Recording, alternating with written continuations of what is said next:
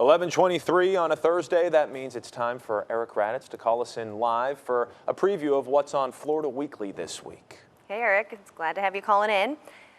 Hey, glad to call in. How are you guys doing? We're holding on. We're doing all right. So let's dive into it. So the front cover of your Florida Weekly, blanked a little bit. I think it's the rain.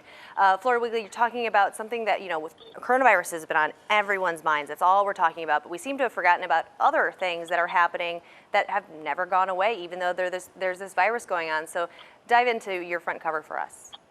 Yes, we're taking a look at that because we've all been kind of sideswiped by this little pandemic. But the Earth is still spinning and it's still existing.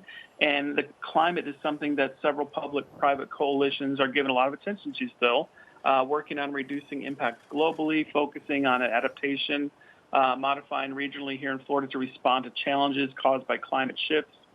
We take a deeper look at how these strategies are being executed, what successes they hope it can bring and achieve for our region, because taking action to preserve our Earth and being flexible to its changes is so crucial. It's a great piece on several organizations who are still nose to the grindstone on this one.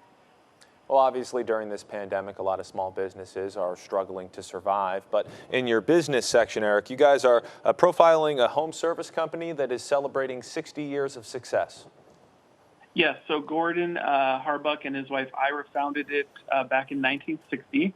Now, 6 years later, the HVAC, electric and plumbing contractor B&I takes on some of the region's biggest jobs for commercial and industry buildings. Their commitment through the years has been proven. We take a look at their core of the success and the resilience through many different things, and now through this pandemic. We find out it's a great read on founding through today, and we can learn a lot from amazing businesses who are 6 years old and still growing strong. Tips for us to continue in our business. All right, arts and entertainment, you guys are giving people at home something to do, especially on a rainy day like this. You might not sit down and write out something. Exactly. So the way it works, we provide photo prompts, and you write the story. We've been doing it for 10 years.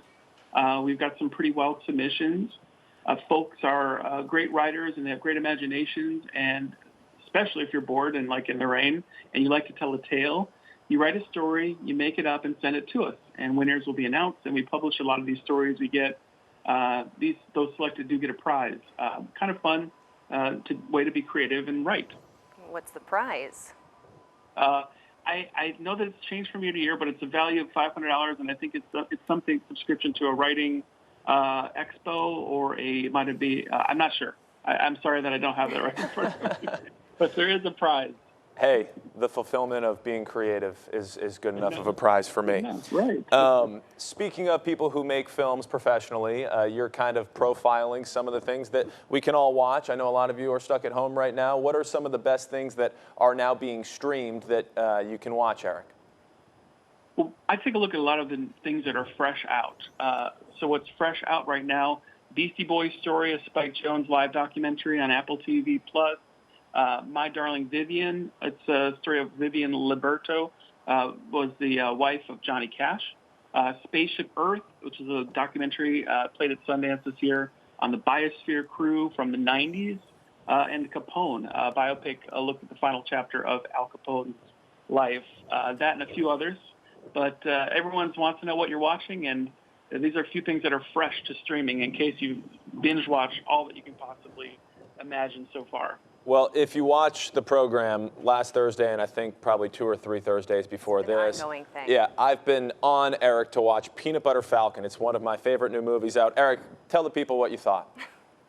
I'd say that it is a good-hearted film. It says a lot about you, Nate. You're a good dude. Oh. Because it's all about having good heart and finding friends who become your family, the ones that you choose. And I admit I cried a little at the end, and I really appreciate your recommendation. That's something that everyone's saying, watch this, watch that, and that was a great suggestion. I loved Peanut Butter Falcon. Thank you for that suggestion. Of course. I watched Parasite, which was Eric Raditz recommendation, which, again, of course, won a lot of awards, and it was really good. So you have some movie recommendations, and you know everything else with Florida Weekly. Eric, thank you so much for calling in. Thanks, Nate. Let's pick up more films for maybe next week. All right. Sounds good. I'll come prepared next Thursday.